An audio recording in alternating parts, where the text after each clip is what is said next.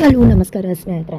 ಇಲ್ಲಿ ರಾಮಾಚಾರಿ ಚಾರು ಇಬ್ಬರ ನಡುವೆ ಸೀತಾಲಕ್ಷ್ಮಿಯ ಎಂಟ್ರಿಗೆ ನಿಜವಾಗ್ಲೂ ಕೂಡ ಇಲ್ಲಿ ಚಾರಿ ದೂರವಾಗೇ ಬಿಡ್ತಾರೆ. ಅತ್ತ ಕಡೆ ರಾಮಾಚಾರಿಗೆ 2 ಸುಳಿ ಇದೆ. ಅದ್ರ ಪ್ರಕಾರವಾಗಿ ನಿಜವಾಗ್ಲೂ ಸೀತಾಲಕ್ಷ್ಮಿಯನ್ನ ಮದುವೆ ಆಗಿಬಿಡ್ತಾರೆ. ಇಲ್ಲಿ ರಾಮಾಚಾರಿ ಕೂಡ ಚಾರುನ ಬಿಡುವುದಕ್ಕೆ ಡಿಸೈಡ್ ಮಾಡ್ಕೊಂಡಿದ್ದಾರೆ. ಹಾಗಿದ್ರೆ ಅಲ್ಲಿ ಚಾರು ಕೂಡ ತುಂಬ ಅಪಾಯದಲ್ಲಿದ್ದಾಳೆ. ಹಾಗಿದ್ರೆ ಕಿಡ್ನಾಪ್ ಆಗಿರೋ ಜಾಗದಿಂದ ಚಾರುನ ಕಾಪಾಡೋದು ಯಾರಪ್ಪ? ಚಾರು ಹೇಗೆ ಅದರಿಂದ ಬಚಾವಾಗಿ ಬರ್ತಾಳೆ?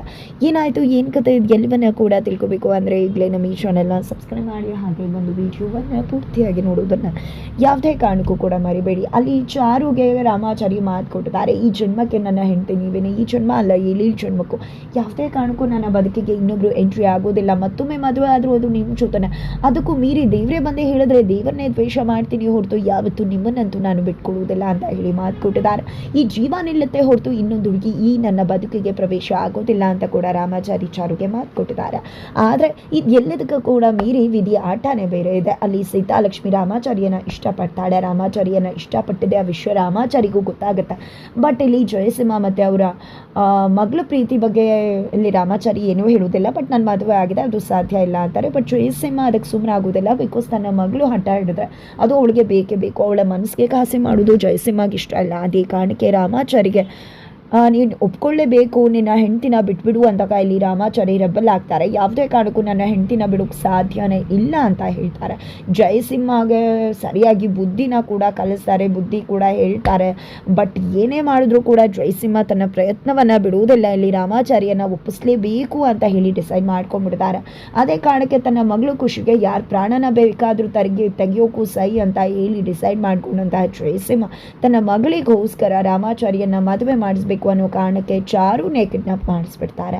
ಇದರಿಂದಾಗಿ ನಿಜವಾಗ್ಲೂ ರಾಮಾಚಾರಿ ರೆಬಲ್ ಆಗ್ತಾರೆ. ರಾಮಾಚಾರಿ ಗೊತ್ತಾಗ್ಬಿಡುತ್ತೆ ಇದನ್ನೆಲ್ಲ ಮಾಡಿಸಿರೋದು ಬೇರೆ ಯಾರೂ ಅಲ್ಲ, ಜಯಸಿಂಹನೇ ಅಂತ.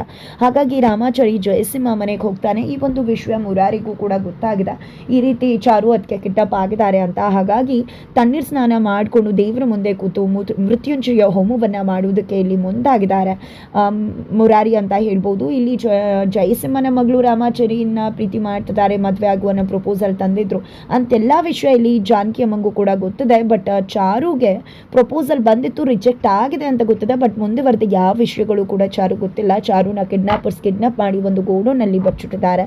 ಜೊತೆಗೆ ಇಲ್ಲಿ ಜಾನಕಿ ಅಮ್ಮ ಮುರಾರಿ ಮೃತ್ಯುಂಜಯ ಹೋಮವನ್ನು ಮಾಡ್ತಿರೋದನ್ನ ನೋಡಿದೆ ಆಘಾತವಾಗ್ತಾರೆ. ಏನೋ ಅಪಾಯ ಆಗಿರ್ಬೋದು, ಯಾಕೆ ರೀತಿ ಮಾಡ್ತಿದ್ದಾನೆ ಅಂತ ಪ್ರಶ್ನೆಯನ್ನ ಮಾಡಿದಾಗ ಮುರಾರಿ ಇಲ್ಲಿ ಚಾರು ಅದಕ್ಕೆ ಕಿಡ್ನಾಪ್ ಆಗಿದ್ದಾರೆ, ಜಯಸಿಂಹನೇ ಕಿಡ್ನಾಪ್ ಮಾಡಿರೋದು. ರಾಮಾಚಾರಿ ಕೂಡ ಜಯಸಿಂಹನ ಮನೆಗೆ ಹೋಗಿದ್ದಾನೆ, ಚಾರು ಅದಕ್ಕೆ ಅಪಾಯ ಇದೆ ಅನ್ನೋ ವಿಷಯ ಹೇಳಿದಾಗ ನಿಜವಾಗ್ಲೂ ಜಾನಕಿ ಅಮ್ಮ ಶಾಕ್ ಆಗ್ತಾರೆ, ಗಾಬರಿ ಆಗ್ತಾರೆ. ಜೊತೆಗೆ ದೇವ್ರ ಹತ್ರ ಕೂಡ ಮೊರೆ ಇಡ್ತಾರೆ, ನನ್ನ ಸುಸಿಯನ್ನು ಕಾಪಾಡು ಭಗವಂತ ಅಂತ. ಅಲ್ಲಿ ಚಾರುಗೆ ನಿಜವಾಗ್ಲೂ ಶಾಕ್ ಆಗ್ತದೆ, ಯಾರಿರ್ಬೋದು ನಾನು ಕಿಡ್ನಾಪ್ ಮಾಡಿರೋದು ಅಂತ.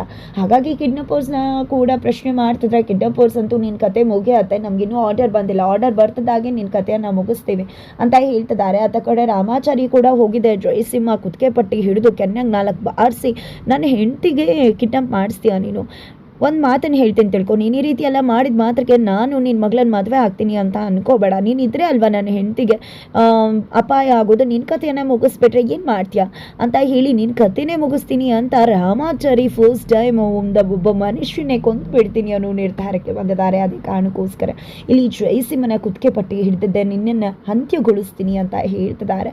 ಇದರಿಂದಾಗಿ ನಿಜವಾಗ್ಲೂ ಅದ ಕಡೆ ಜಯಸಿಂಹ ಕೇಕೆ ಹಾಕ್ತಿದ್ದಾರೆ, ರಾಮಾಚಾರಿ ನಿಜವಾಗ್ಲೂ ಬೆಚ್ಚ ಬೀಳ್ತಿದ್ದಾರೆ ಏನದು ಅಂತ. ಅಷ್ಟರಲ್ಲಿ ಆ ಕಡೆ ಭಾಮೈದ ವಿಡಿಯೋ ಕಾಲಿಂಗ್ ಅಲ್ಲಿ ಚಾರುವನ್ನು ತೋರಿಸ್ತಿದ್ದಾಗೆ ಚಾರುನ ನೋಡಿದೆ ರಾಮಾಚಾರಿ ಗಾಬರಿ ಆಗ್ತಿದ್ದಾರೆ. ಈ ಕಡೆ ಜಯಸಿಂಹ ಕೂಡ ವಿಡಿಯೋ ಕಾಲಿಂಗ್ ಮುಖಾಂತರನೇ ನಾನು ಹೇಳಿದ ತಕ್ಷಣ ಎಲ್ಲ ಲೋಡನ್ನು ಫಿಲ್ ಮಾಡ್ಕೊಂಡಿರೋ ಪಾಯಿಂಟ್ ಮಾಡಿ ಆಕೆಯನ್ನು ಶೂಟ್ ಮಾಡಿಬಿಡು ಅಂತ ಹೇಳ್ತಿದ್ದಾರೆ. ಈ ಕಡೆ ರಾಮಾಚಾರಿ ಗಾಬರಿ ಬೀಳ್ತಿದ್ದಾರೆ. ನೋಡು ರಾಮಾಚಾರಿ, ನಿಂಗೆ 20 ನಿಮಿಷ ಟೈಮ್ ಇದೆ, ನೀನು ನನ್ನ ಮಗಳನ್ನ ಮದುವೆ ಆಗೋದಕ್ಕೆ ಒಪ್ಕೋಬೇಕು, ಇಲ್ಲ ಅಂದರೆ ಅಲ್ಲಿ ನಿನ್ನ ಹೆಂಡತಿ ಕತೆ ಮುಗಿಯತ್ತೆ ಅಂತ ಹೇಳ್ತಾರೆ. ಇದರಿಂದಾಗಿ ರಾಮಾಚಾರಿ ದಯವಿಟ್ಟು ನನ್ನ ಚಾರು ಮೇಡಮ್ಗೆ ಏನೂ ಮಾಡಬೇಡಿ ಅಂತ ಹೇಳ್ತಿದ್ರೆ, ನೀನು ಚಾರುಗೆ ಏನೂ ಮಾಡೋದಿಲ್ಲ, ಆದರೆ ನೀನು ನಿನ್ನ ಚಾರುನ ಬಿಟ್ಟು ನನ್ನ ಮಗಳನ್ನ ಮದುವೆ ಆಗಬೇಕು, ಅದಕ್ಕೆ ನೀನು ಒಪ್ಕೊಂಡ್ರೆ ಮಾತ್ರನೇ ನಿನ್ನ ಚಾರುನ ಉಳಿಸೋದು ಅಂತ ಹೇಳಿ ನಾನು ಹೇಳೋ ತನಕ ಕಾಯ್ತಾ ಇರಿ, ನಾನು ಹೇಳಿದ ತಕ್ಷಣ ಅವಳ ಕತೆನ ಮುಗಿಸಿ ಅಂತ ಹೇಳ್ತಾರೆ.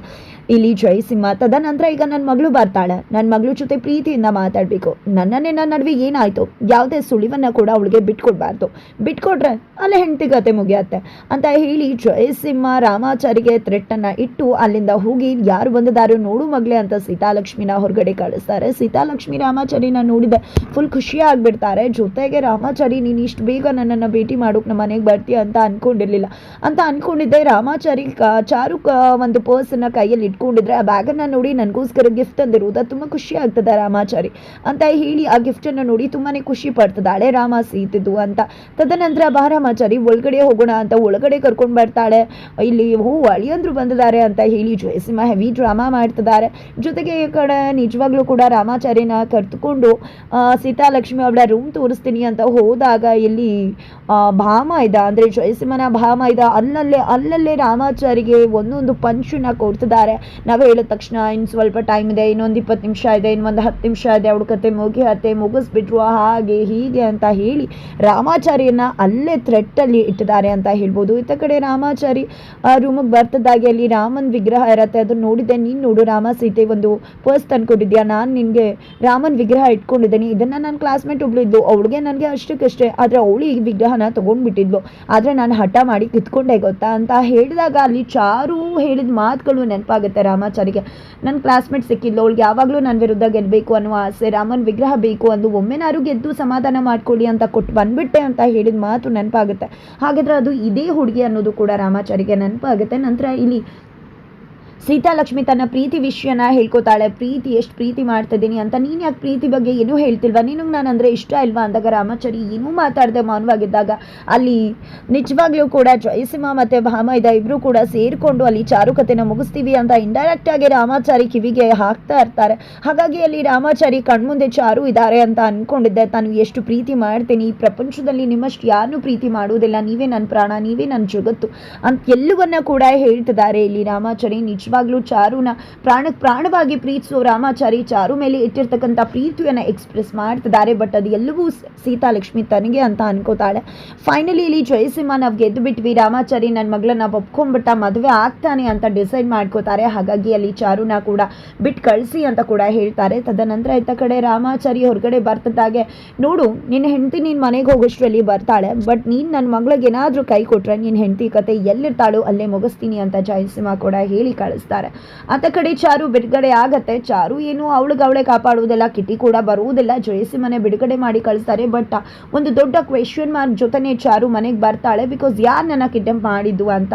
ಇಲ್ಲಿ ರಾಮಾಚಾರಿ ಕೂಡ ಚಾರು ನೋಡಿದ್ದೆ ಜೀವ ವಾಪಸ್ ಬಂದಾಗ ಆಗತ್ತೆ. ಇತ್ತೀಚೆಗೆ ರಾಮಾಚಾರಿ ನಡವಳಿಕೆಯಲ್ಲೂ ಕೂಡ ಚೇಂಜ್ ಆಗತ್ತೆ, ಬಿಕಾಸ್ ತನ್ನ ಚಾರುಗೋಸ್ಕರ ಚಾರುವನ್ನ ಬಿಡೋದಕ್ಕೆ ಪ್ರಯತ್ನಕ್ಕೆ ಮುಂದಾಗ್ತಿದ್ದಾನೆ ರಾಮಾಚಾರಿ.